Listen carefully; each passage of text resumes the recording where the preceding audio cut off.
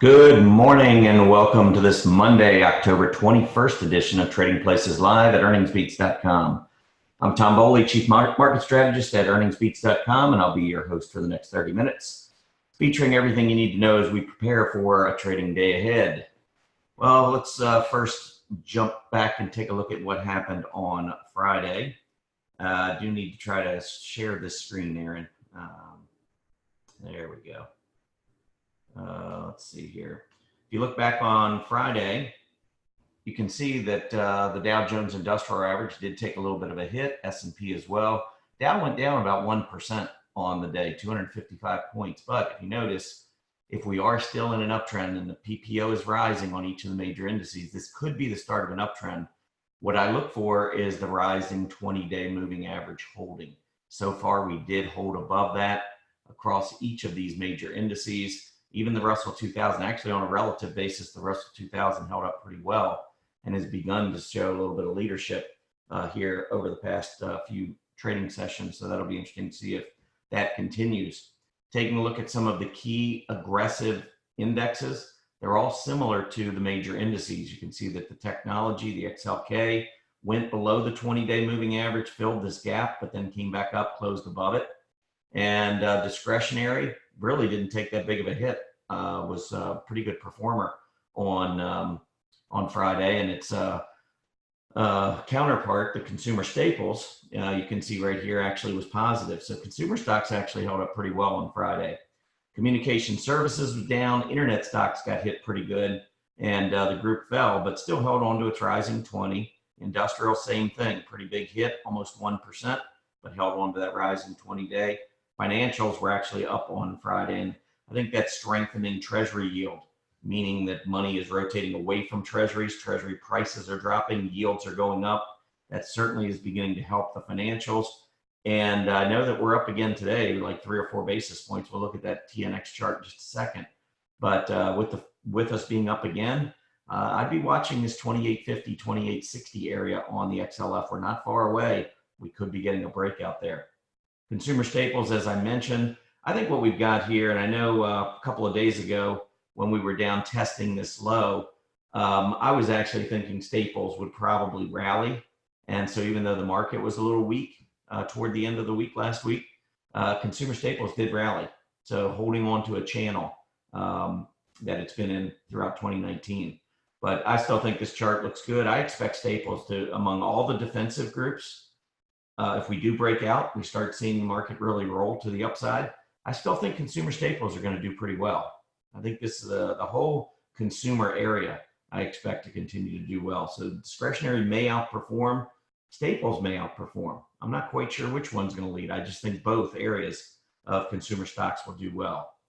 Healthcare trying to break out above the September high that we had back here, about 92.5. Got close on Thursday, backed off a little bit on Friday, but not much. Real estate was the best performer on Friday, defensive group, not too surprising with the market down, but money rotated there, and look, we got a breakout. Now, we're not getting a breakout on a relative basis, but we are getting a breakout, and I'm talking about long-term breakout. So we're not getting a long-term breakout on real estate, but we are getting a breakout on an absolute basis, and it's really important in a bull market to have participation from all areas of the market.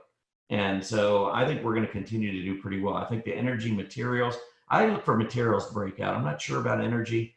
I thought maybe we might get a good push in crude oil in the fourth quarter. If we do, I expect energy to turn back up. Excuse me. But I don't know if we'll get a breakout. I mean, that'd be a pretty good move. It'd be about 10, 12% to get back up to this 64 area.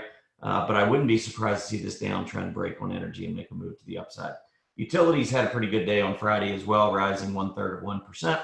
And the uptrend here is fine. Materials have been pretty good over the past couple of weeks. Part of it, the dollar's been pulling back. That's been helping the group a little. Still got some work to do, though, to get up and clear this triple top just around 59 or just above 59. All right, 10-year Treasury yield. First of all, no economic reports of any significance are due out today. So not a whole lot impacting the bond market, at least not in terms of economic news. But you can see the 10-year Treasury yield up 3.7 basis points, 1.78%. If you follow my work, you know that I'm pretty bullish when the Treasury yield is rising. And you can now see this last 2-week period, we've clearly been on the rise. The S&P and Dow both gotten above their 20-day. S&P went above 3,000, kind of pulled back a little bit. Last time I looked, though, futures were actually a little higher today. I'm going to pull that up for you here in just a minute. We'll take a look and see where we are there. But the 10-year Treasury yield rising nearly 4 basis points can only help because you've got money, again, rotating out of treasuries. And a lot of times that money will find its way into equities. That's why most of these big pushes to the upside in the yield result in the S&P going higher.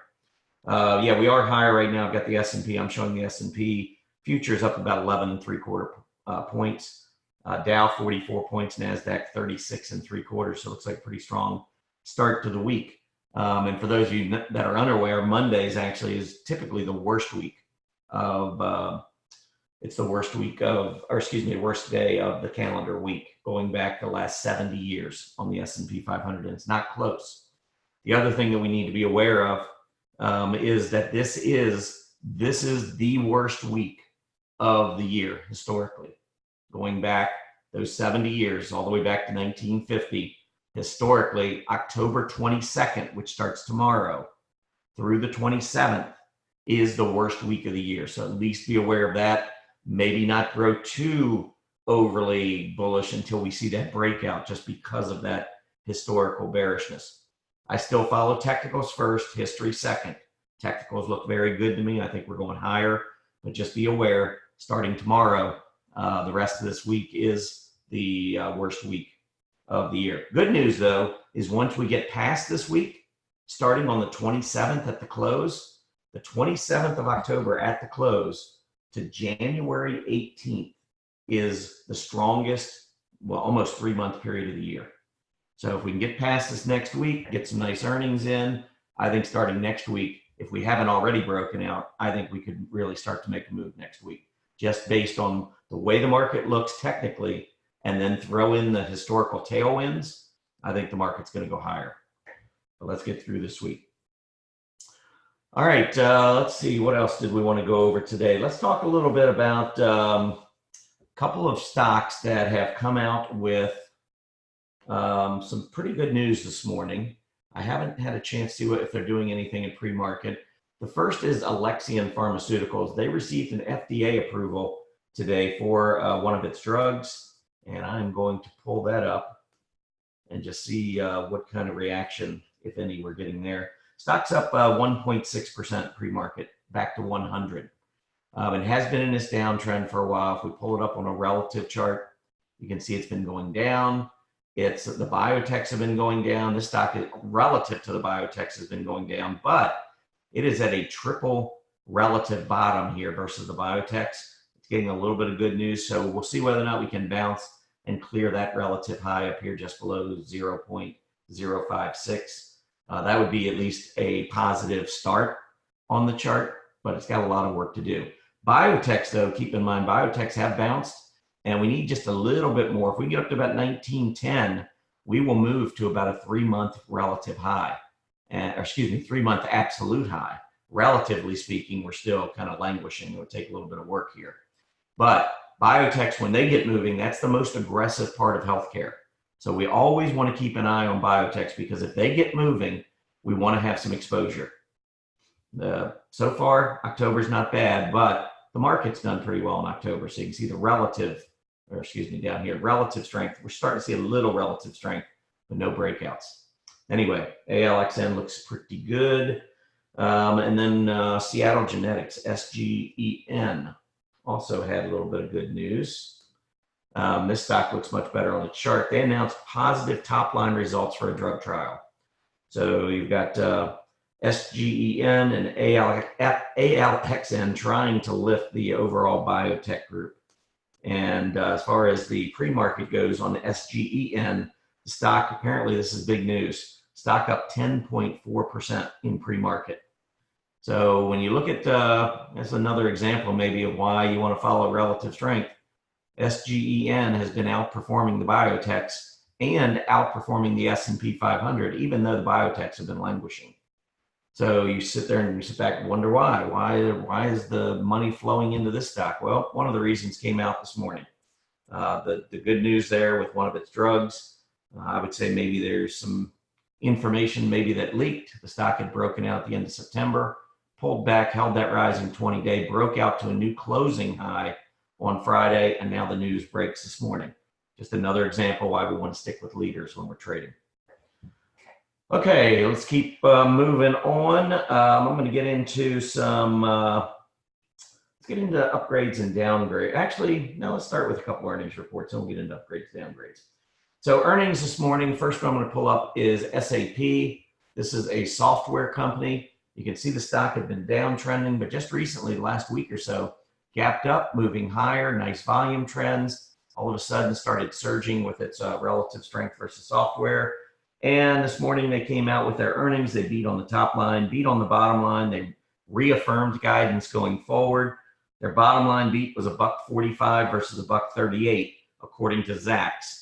On briefing, I saw, I think it was $1.35 versus $1.35. It showed that they just met expectations. I don't know which one's right. I tend to go with the with Zacks, and I do know that SAP was up this morning, but I will check that just to see if it is still up. And it's up $3.51, so it's up $2.72%, 132.64 on the chart. So right up in here, trying to fill this gap. The gap comes in, or the gap resistance, top of gap resistance will come in at 134.22. So based on where we are right now in pre-market, 132.64, we got about another $1.60 until we hit this gap resistance. That was on very heavy volume, so you might see a little selling take place on the stock there. If it can close above that 134 level, 134.22, that would be an added bonus technically for SAP. Next up with our earnings, let's take a look at Halliburton. Now, Halliburton, of course, in that oil patch, not been very good performer. You can see it's been downtrending. Its peers have been downtrending. It's been downtrending versus its peers, downtrending versus the S&P, and its peers downtrending versus the S&P. I look at this and I have no interest. I'm trying to outperform the S&P 500. How am I going to do it with this stock? Maybe I will at some point, but seriously, how are you going to outperform with a stock that it continually goes to lower highs, lower lows? It's just not time. Let's wait, be patient. The stock will come out with some kind of great news at some point. It will explode to the upside. We'll get a character change. We'll start to see outperformance by energy. Then it'll be time to get into Halliburton. Right now, I think it's way, way, way too early.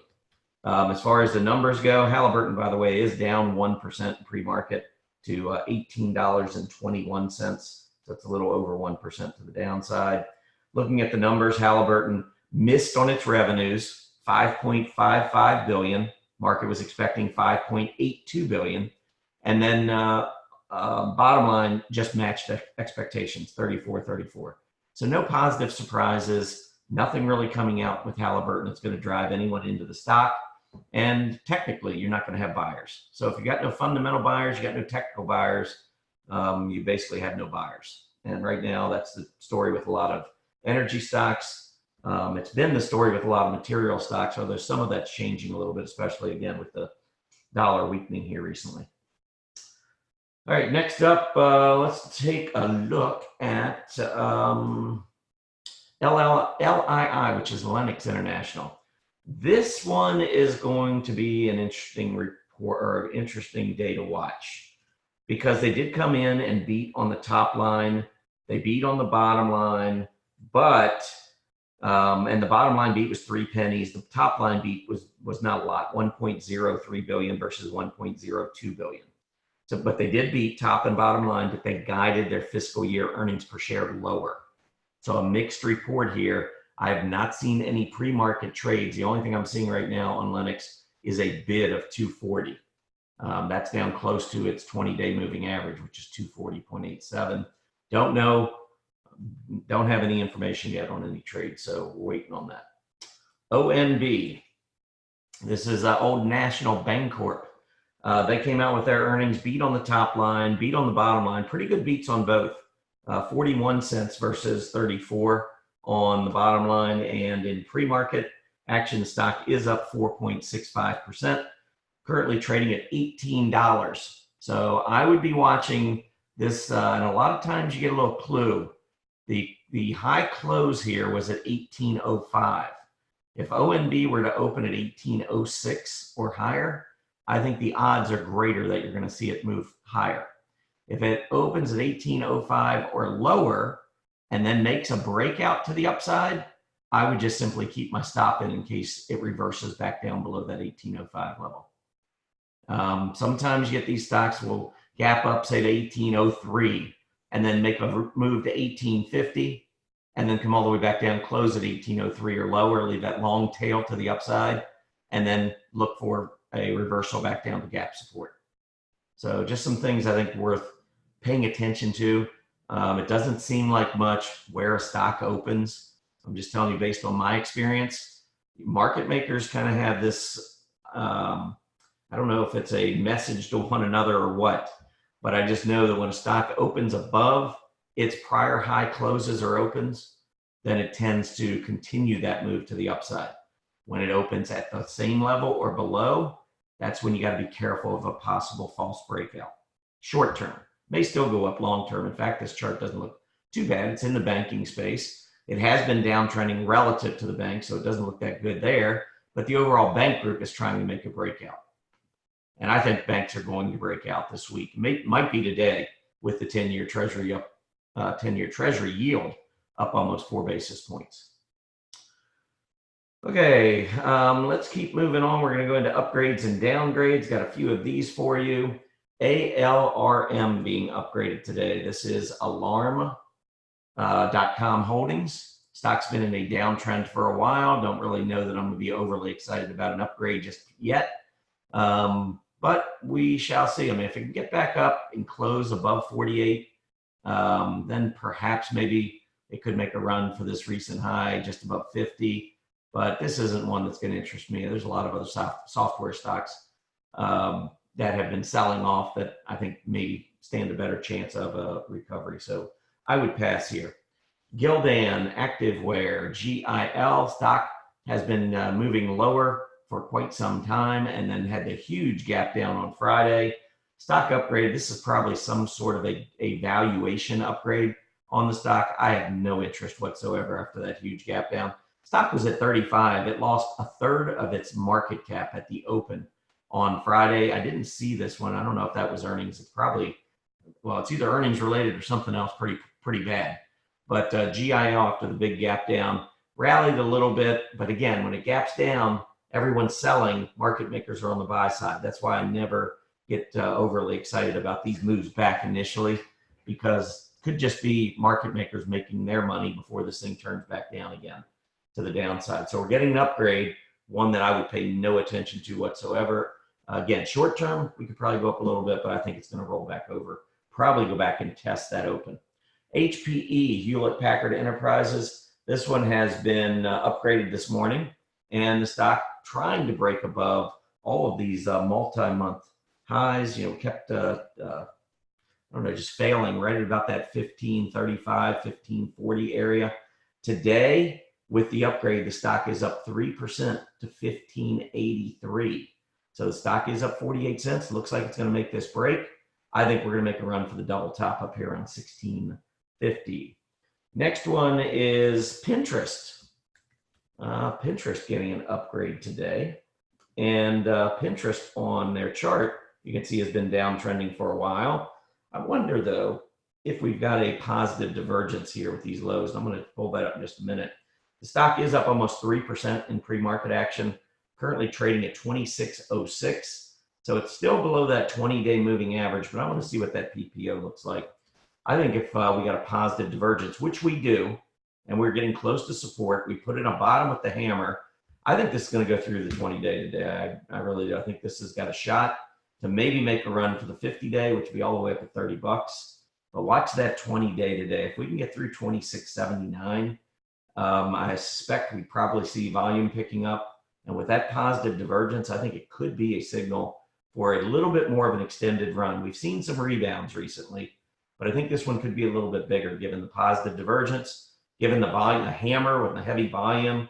volume coming in two of the last 3 days on the moves higher. I don't know. I think with the upgrade here, we could see a little bit more strength in Pinterest. Be an interesting one to watch. All right, next up is State Street Bank, STT. And this one broke out on Friday. I know this is one that I was watching on Friday because I'm going to stretch this. Actually, we'll look at it on a relative chart. But off the downtrend, I see a bottoming reverse head and shoulder pattern.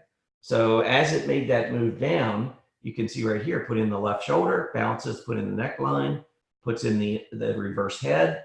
The slope of the neckline is going higher, which I like. I like to see the right side get higher. It's just telling you there's enough strength there to get us through that prior resistance. Remember, a downtrend is a series of lower lows and lower highs. So if this side cannot take out this, you haven't reversed the trend. But once you get a little bit higher, now you've got a higher high. You come down, put in that right shoulder, you got the higher low. And then when you get the breakout, and especially on volume, that to me is a signal of a confirmation. This pattern would measure from 61 down to about 48, 13 points. This measures up to about $74, which was that prior high. So I think STT looks really good today based on the Friday move and breakout. Today, the upgrade, the stock's up 1.36%. So it is trading right now at 64.20, up 86 cents. So it looks pretty good. There were a few downgrades. I'm going to move on. I'm not really going to spend any time here. I'll just tell you that AYR, Boeing, IBM, M&T Bank, and Spirit Aero all were downgraded. There were some others as well, but those were some that caught my eye. I do want to just get into a little scanning with you today. So I'm going to go back to the main page here. And now what I do every day at Earnings Beats, and I do this for our members in the Daily Market Report, is I'll run scans. And this is one scan that I run pretty frequently, especially if the market's consolidating. It's and I'll show you the scan. I'll show you what I do here. But I'm basically running a scan against my strong earnings chart list. So I go against this strong earnings chart list. And what I'm looking for are RSIs between 40 and 45. And the reason I do that is when the market's consolidating, a lot of leaders, when they sell off and you see profit taking, a lot of times they'll fall back into this 40, 45 range. An uptrending stock, many times when the RSI hits the low 40s, that's when a lot of times you'll see the buyers step back in. So RSI in a trendless stock, you'll see the RSI go from 30 to 70. In an uptrending stock, a lot of times the support is found at 40, and then your RSI on the upside, when you get overbought, many times goes above 70, goes up maybe 80. So that's just something to keep in mind. So if I'm in what I think is a bull market, I'm consolidating, haven't broken out yet, a lot of times I will run this scan to try and see if I can find any stocks that really pique my interest. So I'm going to go ahead and run this, and so run scan, and it's got 25 on here. That's a good number. I'm going to drop this into a scan results. There's my RSI scan results. I'll just dump it into there. And I can, actually, if I go into the columns, I like to have the scooter here. So right there, and actually sector and industry group. Might as well pull the volume up. So if you ever run a scan and you're missing some columns you don't see, go up here to this area and just click on columns. It'll give you some good information that you can add. Okay, now looking at this, I'm going to sort it by scooter rank. So now I already know that these stocks all have RSIs 40 to 45. Now if I sort it by scooter, I can look to see which of these are the best stocks based on scooter scores. And you can see Shopify in this list. I'm not really seeing anything yet, but if I were to get back down to this recent low, and the thing you have to understand too on these stocks that have been hit so hard, a lot of them have had huge runs to the upside. So on the weekly chart, they don't look nearly as bad as on the daily chart. But if it continues to consolidate on the weekly for another month, the daily chart's going to just look awful for a while. And so that's what we have to prepare ourselves for. Some of these stocks are going to continue to move lower. This one right now, the 20 is below the 50. Price went back down below the 20. I'd probably hold off. I do think it's got great support down here in the 280 to 290 area, though. All right, how about MedPace? This is in the biotech space. We talked about the biotechs. Let's take a look at one more of these. MedPace. Now, this one does look kind of interesting to me. I think it's got great support at 75. Put in a low at 75.67 on Friday. Recent highs up near 86. You could keep a fairly tight stop here and have a strong reward to risk, even where it is now, but especially if it falls down a little bit and gets close to that 75 level. That's been an excellent area of support for NEDP. All right, let's see. I'm going to do one more real quick, and then we're going to get into the 3 you must see. So let's go back and look here one more time. Let's see, Booz Allen. Yeah, let's take a look. I'm just looking at the areas of the market. Let's look at the business support services, industrials. And it moved down on heavy volume. I'm going to look at this one real quick on the weekly. This looks so much better on the weekly chart. Testing its rising 20-day moving average at its most recent high. You can see that the PPO was also at a high. I think this pullback is viable. Now, you could keep a very tight stop because it's sitting down here close to the support area. I think a close below 68 would probably get my attention. So, but this is a stock trading at 70 and the high was 78. So if you get in here and you're able to get in the 69s, you got probably about a 4-to-1 reward to risk ratio using 78 as your target and using 68 as the stop loss. So BAH, I think, looks pretty good. So that's how you can use scanning to take a look. And all these companies on my strong earnings chart list, by the way, if you're not familiar with that, every one of these companies beat Wall Street estimates as to both revenues and earnings per share in their latest quarter. All right, as far as the 3 you must see, I'm going to go ahead and pull up the first one. I already annotated these. First one I want to show you is Kansas City Southern. If you've been listening, you know I'm a big fan of these transports. This is what we need to lead us to the upside. We need the transports to go. Last week, as we headed into last week's, the opening of earnings, the kickoff of earnings season, while everybody else is looking at the banks, and banks were important as well. I said there were 2 reports that I really wanted to watch last week. One was J.B. Hunt, a trucker, and the other was Kansas City Southern, a railroad, because I want to see the transports begin to pick up. Kansas City Southern, one of the best performing railroads. Look what it's been doing relative to its peers in the S&P, even though railroads relative to the S&P have been going down. You got a leader with Kansas City Southern, and we found out why on Friday when they came out with their earnings report. Huge gap up, great earnings. Kansas City Southern looks really good. I would be paying attention to both gap support at the bottom and gaps. If this keeps going higher in the near term, I don't think we'll fill this gap down to 135. I think 141 could be the level you might see down the road. But KSU looks really good. Next up, second chart I wanted to show you is ISRG, Intuitive Surgical.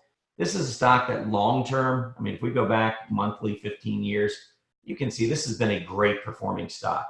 And it really looks good on the monthly chart, no doubt about it.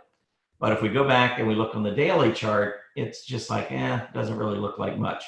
But now all of a sudden it's moving to a 7-month high, big gap up. They reported earnings last Thursday after the bell, came out, beat estimates. The market reacted very positively. And you can see nice reaction here. Also moving relative to the medical equipment group to about a 6-month relative high, and same thing versus the S&P 500. Looks pretty good. Last one I have for you is Yum Brands. I tell you, I love this candle, this reversing candle on Friday at support. It's in the restaurant group. Restaurants have been coming down for the last 2 months, and as a result, Yum has had a bit of a problem. I don't think it's because of Yum. I think it's just profit taking in the group. So that reversing candle on increasing volume, I think we're going to run on Yum Brands now, and I think we're going to run all the way back up to this 120 level. So for that reason, it was my number 1 of the 3 you must see. All right, we're going to wrap it up now. Thank you so much for joining me today. Remember to tune in to Trading Places Live here at Earnings Beats Mondays and Wednesdays. Also at Stock Charts TV on Tuesdays and Thursdays. Everybody have a great day, and I'll see you back here on Earnings Beats Trading Places Live on Wednesday.